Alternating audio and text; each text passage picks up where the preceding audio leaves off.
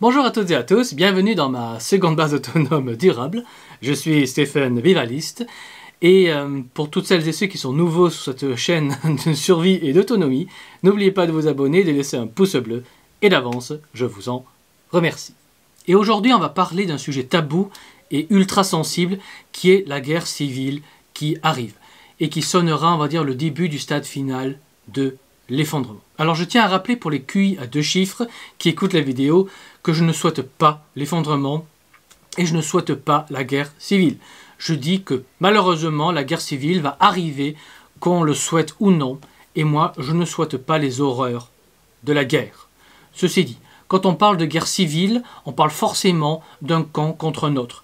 Et en France, il y a clairement 2 camps. Il y a les islamo-républicains, plutôt dans les villes, et il y a le peuple franco-chrétien, plutôt dans les campagnes. Et là, je résume évidemment énormément. Et démographiquement, je pense que tout le monde est d'accord pour constater que la population musulmane augmente, ne serait-ce par l'arrivée chaque année de 400 000 étrangers par an, officiellement, dont la majorité est musulmane. Ce qui n'est pas un jugement de valeur, mais c'est un constat. C'est un fait. Et l'arrivée en France de ces peuples du Moyen-Orient et d'Afrique musulmane est souhaitée et soutenue par le peuple républicain qui a une caractéristique commune avec ces jeunes musulmans, c'est leur haine contre le christianisme et l'homme blanc occidental en général. Enfin, pour les uns, l'homme blanc chrétien est un colonisateur raciste, pour l'autre, c'est un symbole du patriarcat oppresseur. Alors, si on regarde qui veut la lutte violente, il suffit de regarder, on va dire, rationnellement, qui provoque la violence en cas de révolte. Alors, pendant la manif pour tous, par exemple, il n'y avait pas eu de voitures brûlées, pas de pillage, et même pendant les Gilets jaunes, pas de destruction massive de biens privés ou publics. Donc, on peut dire que le camp franco-chrétien est plutôt pacifique et n'a objectivement pas une soif de sang et de violence massive. Par contre, quand on observe le camp islamo-républicain, on voit les destructions massives à chaque émeute, à chaque victoire du club de foot d'Algérie ou du Maroc. Et dans la partie, on va dire, républicaine, on voit les antifas et les black blocs qui sont d'une violence extrême. Donc on peut objectivement conclure que le camp islamo-républicain est le camp qui va déclencher la guerre civile contre le camp franco-chrétien, en massacrant les juifs au passage. Car ces gens détestent les juifs à cause de ce qui se passe en Palestine. Donc la haine et la violence vont venir du camp islamo-républicain. Mais le gros de la violence va venir de la minorité extrémiste musulmane. Et j'insiste bien sur le mot minorité. Car au sein de l'islam, il y a une minorité d'extrémistes très violente qui décapite régulièrement des profs, brûle des églises ou met des coups de couteau à nos enfants, ou même égorge des vieux prêtres dans les églises. Sans parler évidemment des attentats divers et avariés comme au Bataclan. Ceci dit, en France, il y a des musulmans venus des 4 coins du monde musulman. Ainsi, par exemple, parmi les terroristes, il n'y a pas eu de Turcs, par exemple, ou il n'y a pas eu d'Indonésiens, qui sont aussi musulmans, ou bien même des Pakistanais. Non, eux non plus n'ont pas commis de djihad en France. Donc mettre tous les musulmans dans le même sac n'est pas honnête intellectuellement. Donc le problème ne va pas venir des musulmans qui sont là depuis des générations. Le problème va venir des jeunes hommes réfugiés musulmans venus du Maghreb et de l'Afrique par centaines de milliers, pour ne pas dire par millions, et ils seront aidés par les jeunesses d'origine nord-africaine qui sont fanatisées par des courants religieux extrémistes venus du Qatar, d'Arabie Saoudite ou du Maroc. Alors, à ce moment, vous allez légitimement me demander mais sur quoi je me base pour penser cela. Car affirmer cela demande une petite explication. Et je pense que le problème va venir, en effet, des populations récemment arrivées de ces coins du monde, aidées par la jeunesse des banlieues, à cause de l'histoire récente. Alors, objectivement, les émeutes de cette année, ont clairement montré le danger de violence que représentent les Mathéo et les Kevin vivant dans les banlieues, où simplement des personnes malfaisantes leur ont appris à haïr la France et les Français. Et au moment du stade final du collapse, si entre autres au nom d'une conquête religieuse, ils peuvent piller et casser du français, du croisé comme ils nous appellent, je pense que la chance qu'ils rejoignent la guerre contre nous, c'est-à-dire les franco-chrétiens, est très élevé. Mais je peux très bien me tromper. Ils peuvent très bien se convertir à la philosophie non violente de Gandhi, mais à titre personnel, je n'y crois pas. Mais comme je n'ai pas de boule de cristal, nous devons garder la possibilité ouverte. Ça, c'est pour les banlieusards. Ensuite, l'histoire récente dans les pays d'où viennent les réfugiés me font conclure qu'une partie d'entre eux vont déclencher la guerre civile pour persécuter les chrétiens. Et là encore, vous allez me demander des détails. Et je vais vous donner 3 exemples concrets et vérifiables.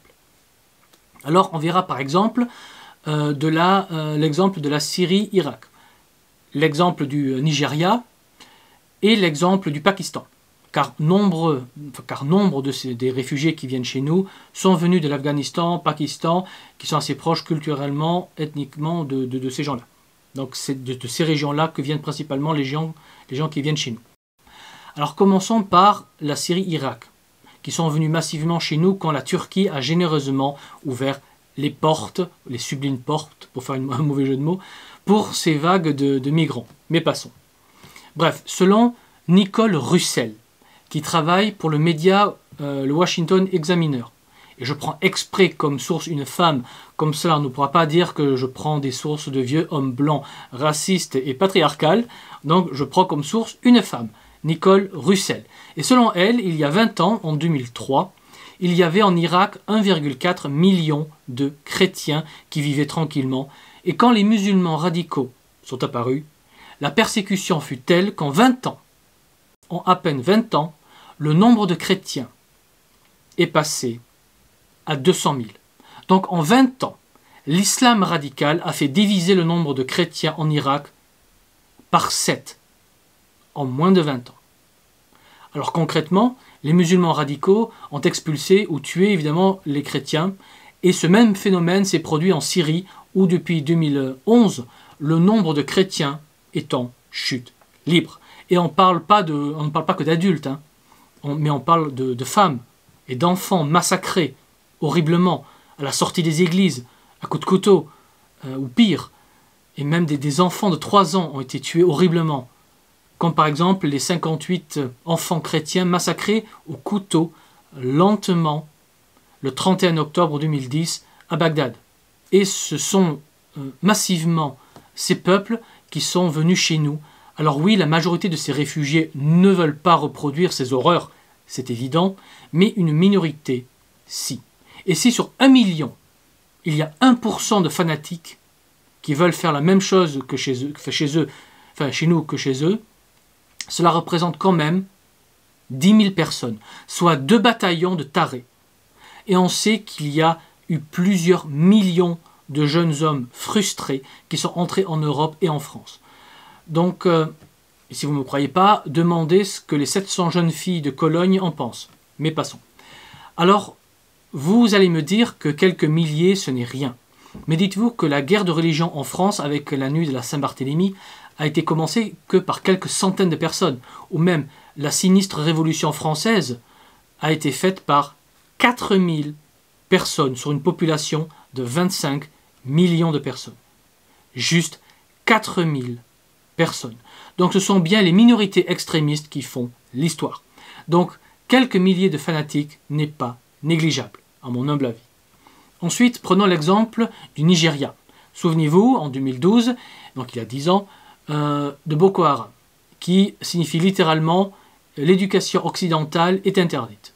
Bref, Boko Haram avait lancé un ultimatum aux chrétiens pour les forcer de quitter le nord du Nigeria en 3 jours. Sinon, ce groupe de musulmans radicaux allait couper tout chrétien en morceaux qu'ils allaient trouver, en commençant par les membres non vitaux, pour que la souffrance dure le plus longtemps possible. Et là, je me base sur le rapport de l'évêque africain du lieu, l'évêque Olivier Douem, excusez-moi si je prononce mal son nom, qui est un chrétien noir et nigérian, je ne sais pas comment on dit. Donc, encore une fois, ma source n'est pas un homme blanc raciste, mais là il s'agit d'un Africain. Et cet évêque africain a déclaré officiellement, et là je cite, j'ouvre les guillemets, « Boko Haram veut éliminer le christianisme du nord-est de l'Afrique, du Nigeria, et au-delà même du monde entier. je ferme les guillemets. Et concrètement, nous n'allons pas nous attarder sur les 350 diocèses et églises brûlées, détruites, sans parler des prêtres massacrés, des religieuses violées et des chrétiens obligés de fuir le pays, avec rien, en laissant tout derrière eux. Voilà, c'est cet islam-là qui arrive en France.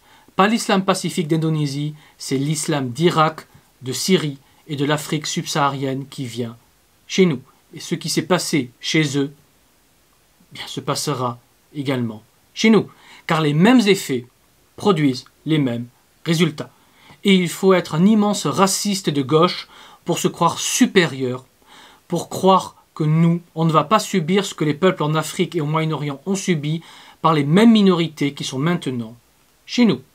Et je ne parle même pas de la déportation de dizaines de milliers de chrétiens d'Arménie par les musulmans azéris en ce moment même, sachant que ce seront bien ces peuples-là qui vont venir et qui viennent chez nous. Bref, dites-vous que la haine anti-française actuellement augmente aussi en Afrique, où la Russie nous dégage de l'Afrique, et tout ça, ça ne fait que jeter de l'huile sur le feu. Et le pire est que les premières victimes en France seront les républicains et les gauchistes. Ensuite, ce seront les musulmans modérés qui seront persécutés et forcés à rejoindre la lutte contre le camp franco-chrétien. Donc ne croyez pas que les musulmans pacifiques et modérés seront à l'abri. Les modérés s'en prendront aussi plein la figure, car il faut signaler que la majorité des victimes d'attentats islamiques sont des musulmans. Donc à Nice, par exemple, c'était principalement des musulmans qui en mangeaient. Donc mettre tous les musulmans dans le même panier n'a aucun sens, et nous ne devons jamais commencer la guerre civile. Nous ne devons jamais commencer la guerre civile, car nous devons garder espoir que la majorité pacifique arrive à contenir la minorité extrémiste, car au jour d'aujourd'hui, c'est encore le cas. Mais si le conflit israélo-palestinien est importé chez nous, cela pourrait changer. Mais ce n'est pas encore le cas aujourd'hui. Donc jamais, jamais j'appellerai le camp franco-chrétien à tirer le premier. Et ça, je le dis et je l'assume clairement. Nous devons garder espoir jusqu'au bout que la guerre civile n'ait pas lieu. Et le troisième et dernier exemple que nous allons voir est l'exemple du Pakistan, cousin des Afghans, qui sont aussi venus en masse chez nous, où en 2011, ils ont tué un ministre d'État qui était chrétien, qui avait protesté, on va dire, contre le fait que des extrémistes avaient brûlé 6 familles de chrétiens vivants dans leur maison. Ils ont cramé leur maison avec tout le monde dedans, femmes, enfants, tout. Parce que la foule musulmane, en colère, pensait que ces familles avaient insulté le prophète ou sali un Coran, ce qui n'était pas le cas. Et malheureusement, très régulièrement, les chrétiens là-bas sont persécutés, des églises sont brûlées, et chaque fois, l'excuse, on va dire, d'une profanation d'un Coran est utilisée, et ça fonctionne. À chaque fois.